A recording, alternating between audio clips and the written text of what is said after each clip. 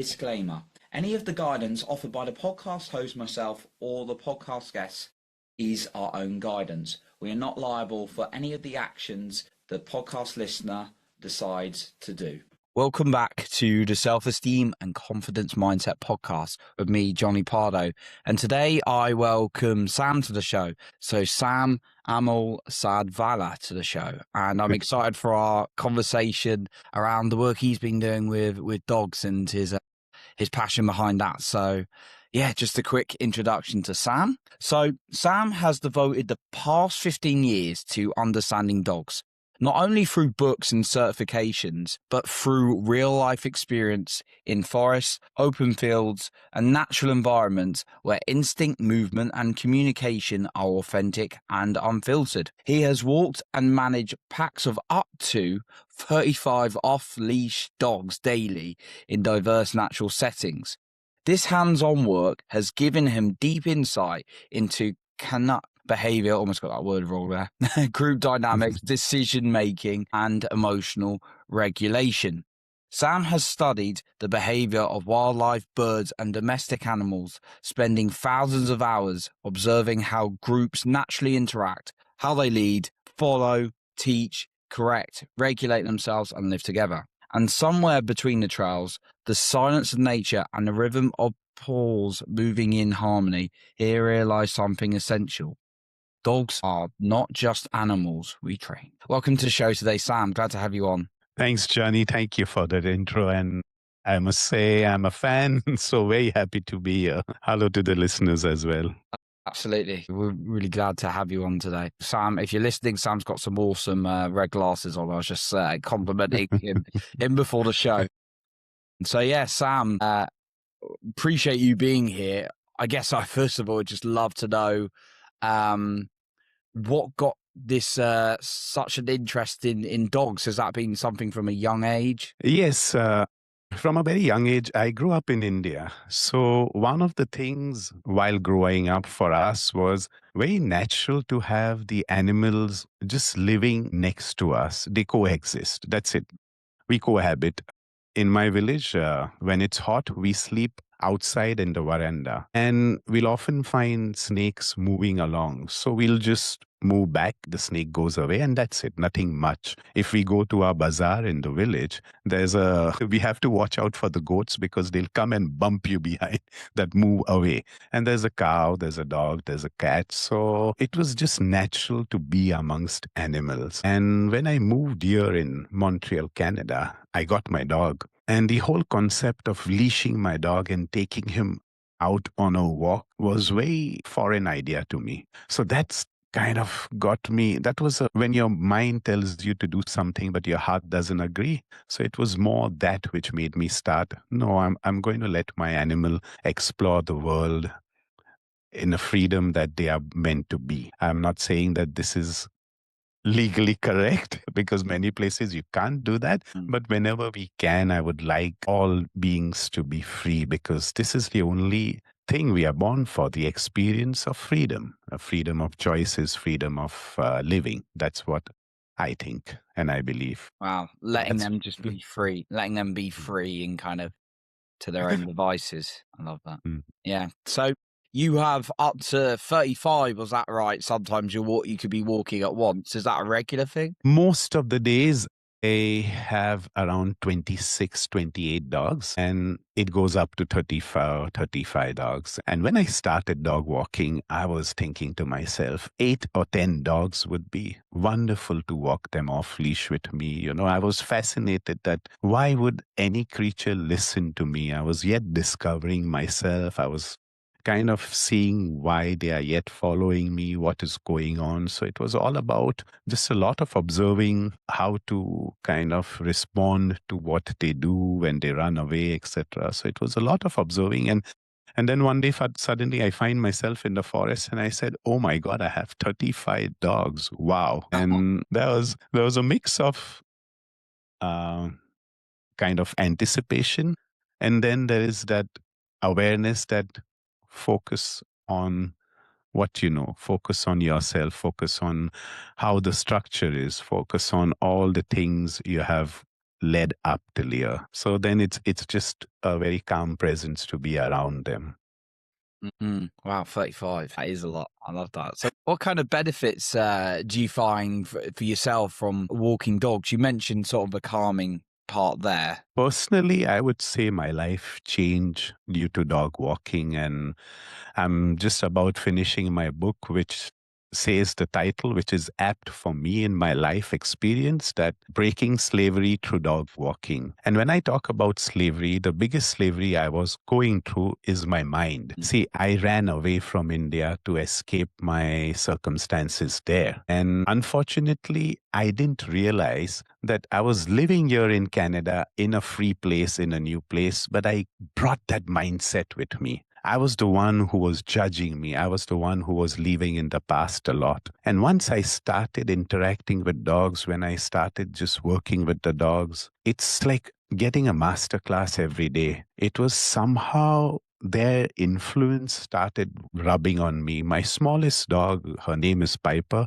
and she's a Jack Russell Terrier, but she would just go and lunge on big dogs and show her presence. So it was definitely not the way she looked or something. And I was very color conscious at that time.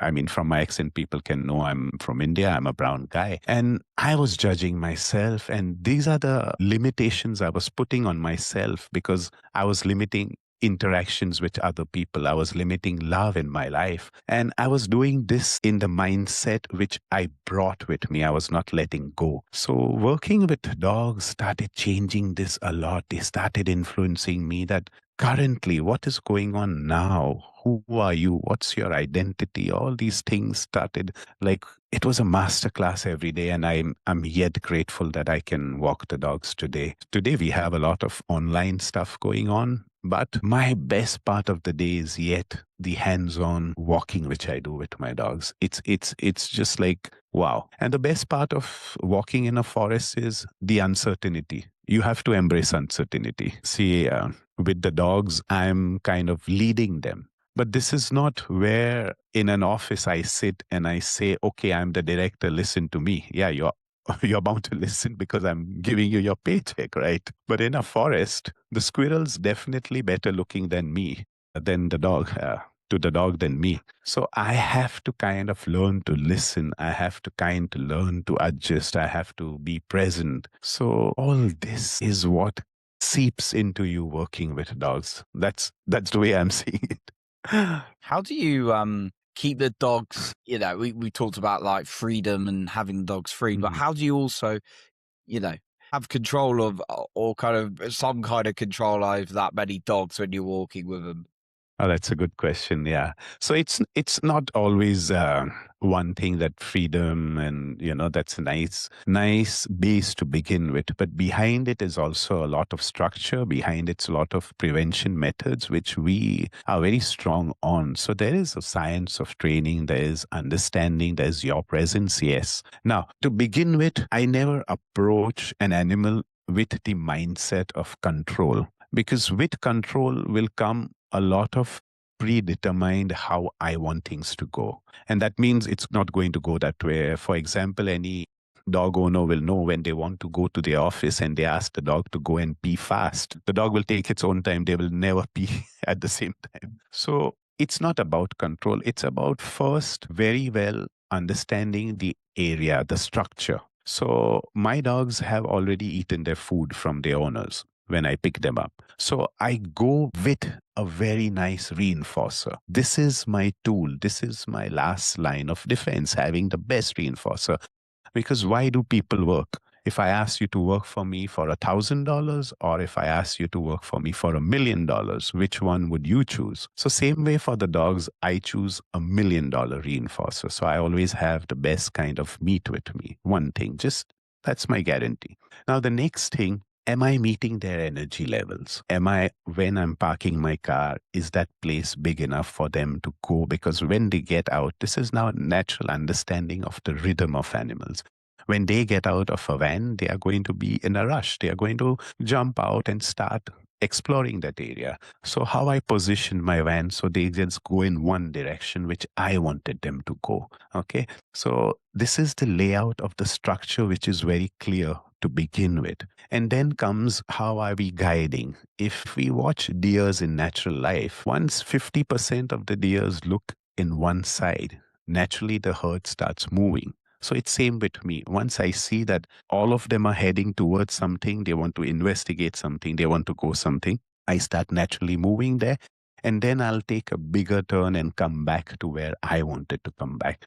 So it's more about understanding behaviors. And then the main thing, prevention. This is where we really focus on. Does my dog know a recall command? Because it's not how far the dog goes, it's how well it comes back to you. So if the recall command each dog knows well and he responds to the whistle when I come back, it's smooth. Let them go as far as they want to go. Once I whistle, they are going to come back. And why will they come back? Not to see my face, not because I'm a good trainer, not because they like me. They come back for the reinforcer. So that is very clear in my mind. Coming back. Yeah. Lungs. Yeah, I love that. What about, I see kind of dogs like want a lot of love. They're quite like love. They're very like loving creatures in my view. How do you give so many dogs love? And they all want it, I'd imagine, just in my... Yeah. Yes, we all have one thing, and that is what we want to experience is the pleasantness of within. Now, let's say you want to experience pleasantness in your body. You will call it health. If you experience more pleasantness, you'll call it pleasure. If in your heart you're experiencing pleasantness, you'll call it love. And if you want to experience more pleasantness, you'll call it compassion. Same thing with your mind. When you experience a pleasant form, you call it peace, and more pleasantness in the mind is called joy. But in our energies, when I experience the pleasantness, I call it bliss, and more pleasantness of that energy level is ecstasy. Now, if you see, our dogs are always in ecstasy. They are on ecstasy itself. And this is the idea that when we approach an animal, what is our energy level? Are we vibrating to the joy of life? Are we vibrating with compassion? Because if an animal has any problem, if I have compassion in my heart, that is the highest amount of pleasantness. I'm not going to approach the animal with the idea of something's wrong in the animal. I'm going to approach the animal with something's in the environment where I can change. And this is why dogs have this compassion. They carry this. I would say they are master creators because they create free food, they create free housing, they create free love. They are the master creators. What do you think you've learned from dogs? Me, I to be very honest, my life was not going anywhere. I would say the biggest thing in my life, of course, with my wife and my son, I'm very grateful for them, is working with the dogs. I've met so many nice people just because I work with animals. And as I said, every day it's a masterclass. Every day it's my screen name. We were talking about my name, and my name is Sam Amalsadvala. When you say Amalsadvala, it's like doing yoga for the tongue. Your tongue starts to enter. Good workout. Yeah, it's a workout, right? So observing my dogs, I said, what would be my screen name? Because now we are very much online. We are doing courses, etc. online. So my name I decided was Same Sam. And can I give you a quick story how that name came into being? Thank you. So Sam, I said, what is Sam? And at the base of it, what is Johnny? It's an energy. Johnny is an energy. Energy is. And that is what Sam is, just a energy. And what is the other constant thing in life? It's time. Time passes by. We cannot control time. But the way we control our energy, the way we put any intensity into anything we do will determine the experience. And this the dogs are master at. We wake up, at least I wake up in the morning. I want to conquer my coffee. My dogs, they're ready to conquer the world. They get up with that energy of let's go, we are alive. And that is the energy part. So even my name, I said, let me learn it from the dogs. Everything, I think it's a masterclass daily. Just I keep on learning. It's like that golden goose. It lays an egg every day, living with dogs. Lots of them. Do you find they all want to go for a walk at the same time, or do you have to kind of meet several different times to when they want to go for walks? Basically, dogs will have two energy high levels. Mm. That's one in the day morning time when they wake up. They're usually high energy. If you see puppies, if you ask, most of the owners will say, "Oh, my puppy, he's very high energy in the morning." And the puppy is not high energy in the morning. You are very low energy in the morning. Like me, I want to conquer my coffee, and the puppy is ready to conquer the world. And in the evening. So if we have a good walk, and my walks are 90 minutes, and even that, the time was decided by the dogs. I understood after a couple of experimentation days that if I walk for 2.5 hours, the older dogs start getting a little bit problems in their bones, their articulation. And if I walk lesser than 90 minutes, they are not having the full walk for the day. Because I kind of take my job as in this might be the only time the dog is going out of the house. So, how can he enjoy, really have a good workout, really meet his mental demands, physical demands, and social demands? So, that's how I walk for 90 days. I'm forgetting your questions. Did I answer it? The Yeah, energy levels. The energy levels. yeah. I was just Yeah. curious if they wanted different times, but no, it sounds like you've Yeah. got it kind of Yeah.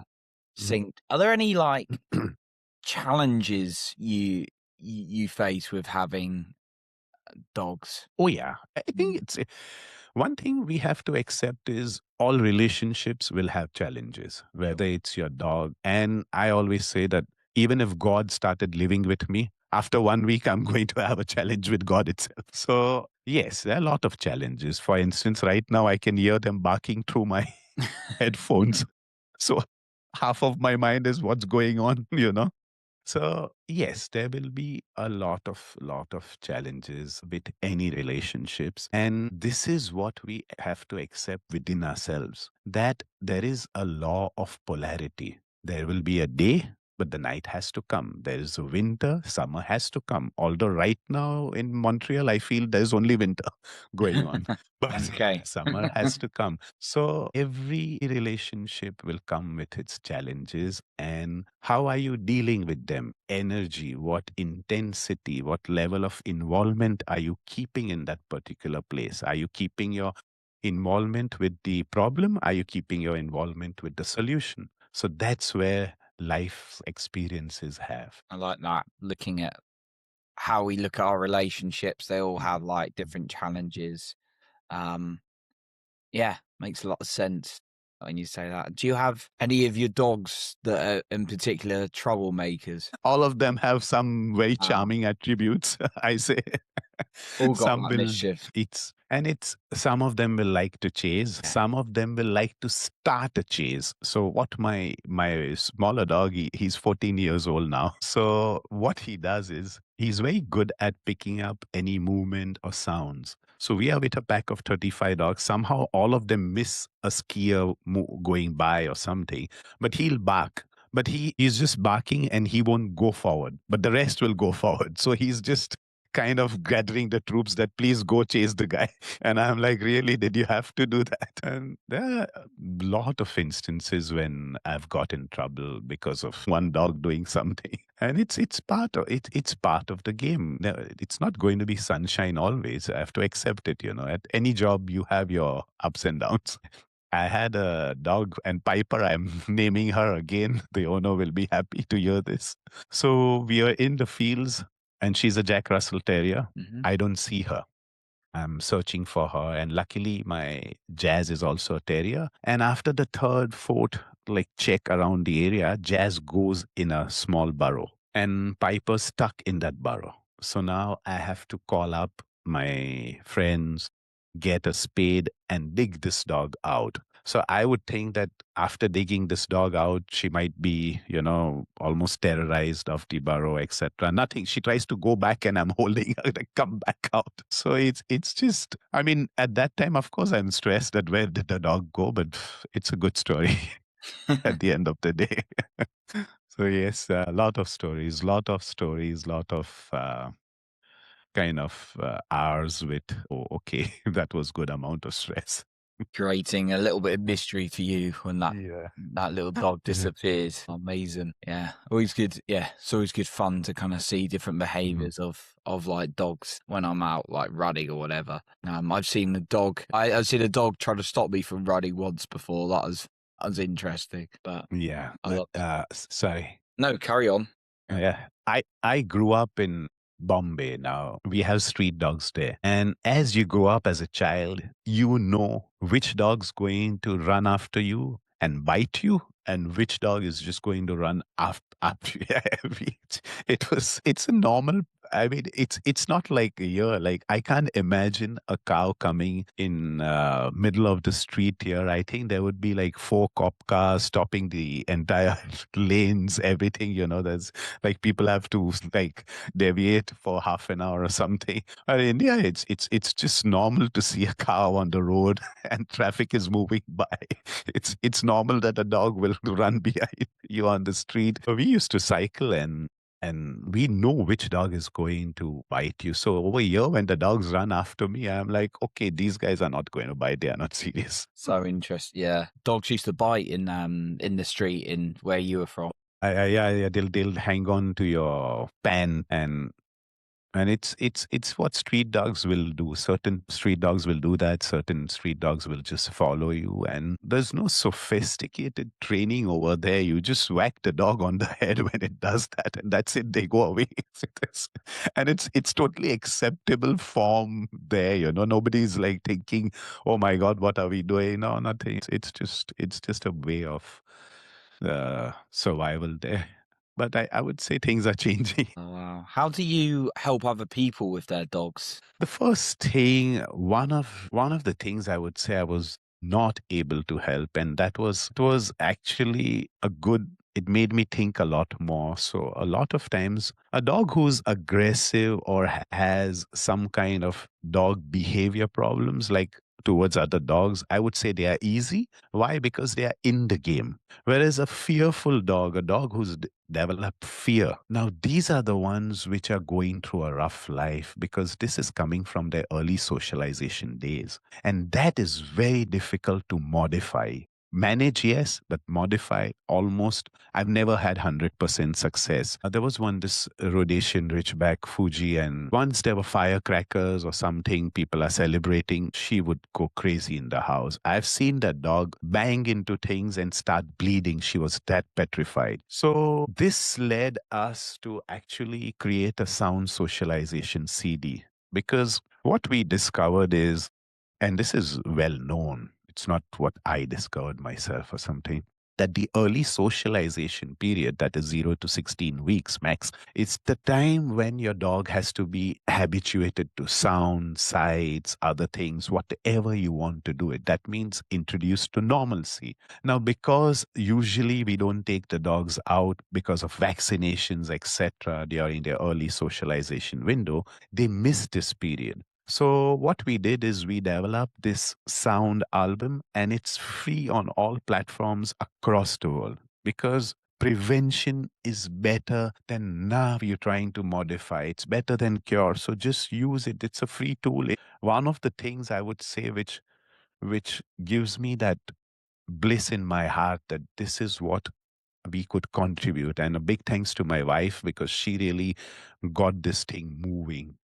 A lot of other problems. I'll tell you other problems we had, and that was Zoe. That was a bulldog, and she was aggressive. Why was she aggressive? She just didn't know what to do with herself. So the first time I go to her house, she tries to grab my face. Big Wow. fat bulldog. It's funny because she can't get up to my face. I'm like, it's not working, Zoe. So we take her, put her in the forest, and I know she can't do anything to other dogs because in a forest, the dogs will move away from her. Nobody's going to stand there and let her bite. So then I had another big mastiff called Duke. So Zoe goes to Duke and Duke thinks that Zoe wants to play with her. So he starts playing and now it just becomes a big play and she's rolling like a ball and it was just funny. It was right aggression and then just play all the time. So it showed me that all the dog wanted is to play, but she just didn't know how to. Sometimes we don't know how to interact, and this is a big part of socializing animals. And if I had gone with my trainers, that I have to change this, there's a problem with the dog, this, that, no, it wouldn't have worked. Sometimes just letting them be and what's going on, seeing, arranging the environment is more important than trying to change the animal. And I could go on like this with stories like this for sure. Yeah. Certainly sound like they've given you some entertainment over the years. Even now we have, when I bring back dogs from the walk, my neighbor has a dog. So what we did is she made a gate in our fence because obviously the dog wants to come to my side because all the dogs are there. So she comes in, Zena, and now she's a 7 months husky and boxer mix. She's a bundle of energy, and they play, and it's funny. It's like watching a movie. It's so funny to see them play and interact. It's a lot of fun. It's good. That is good fun. And you mentioned you got a book coming out. You're writing a book. Yes, it's 80% complete. I'm at the end chapter and I want to tie things up. And the book is mainly about where I was and where I am today. And I don't mean in the material financial world. We are doing well. Thank you for my clients. They give me everything. I'm very grateful for that. But from a person who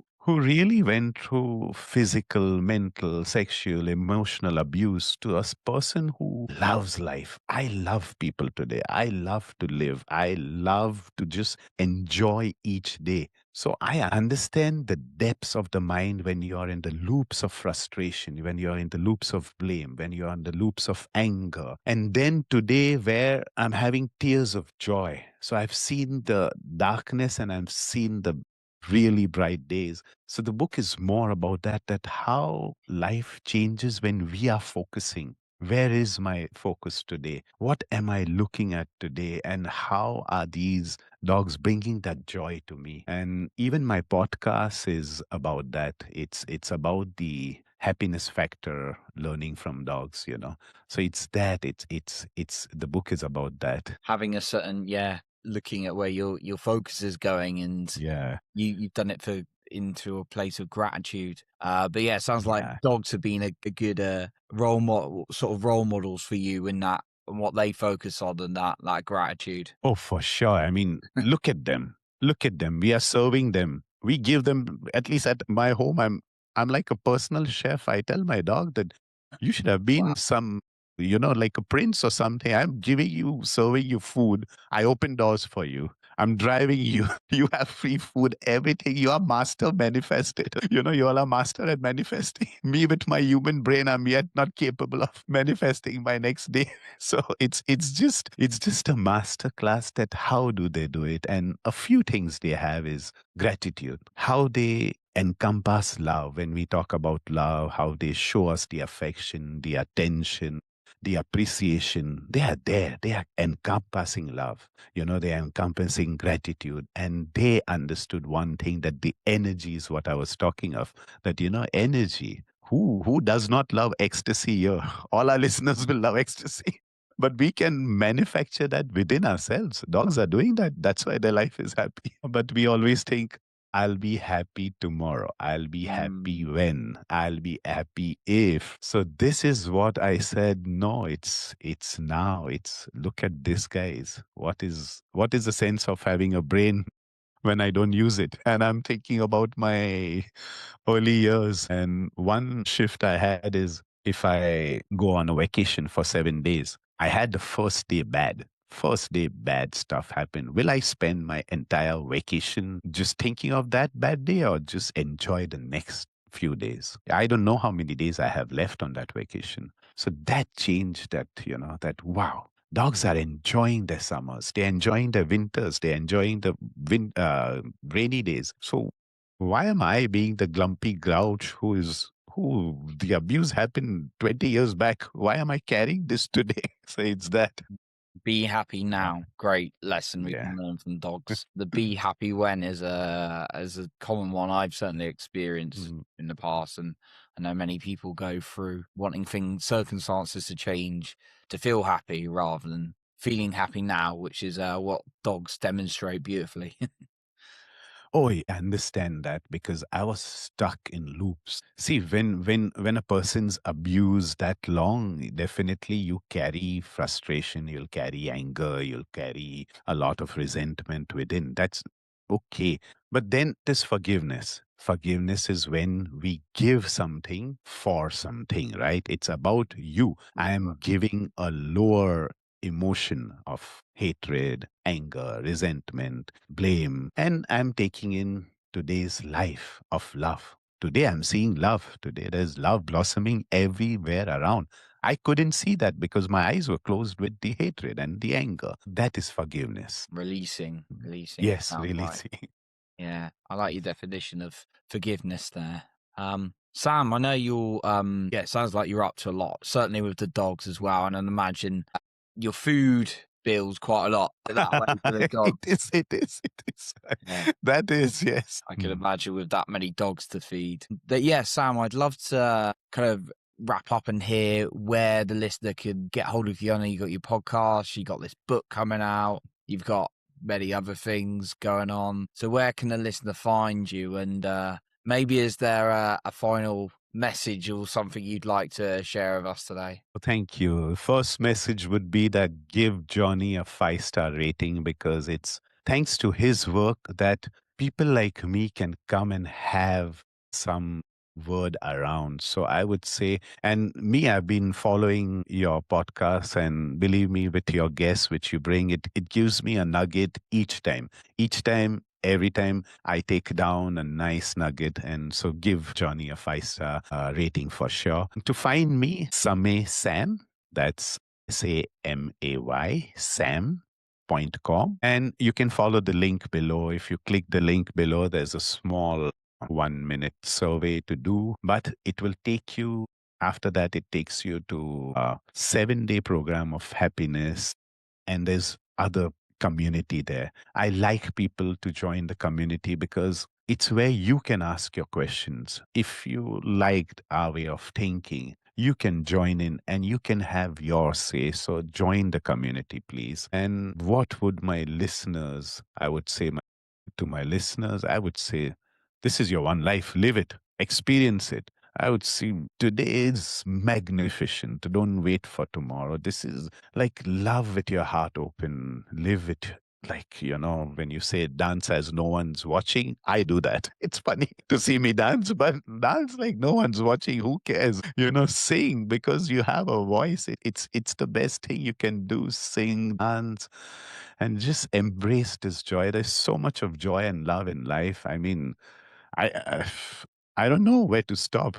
Yes, there are online courses on dogs. They have the science and they have real life experience. Support us by buying the courses, and I'm very helpful and grateful to you. But even if you don't buy anything, ask questions in the community, and I'll be happy to just serve you. That's what I like. Oh, amazing. So many great resources Right. and things there. So Sam's links will be in the show notes below this episode. So just click there to jump into all this amazing stuff Sam's got going on.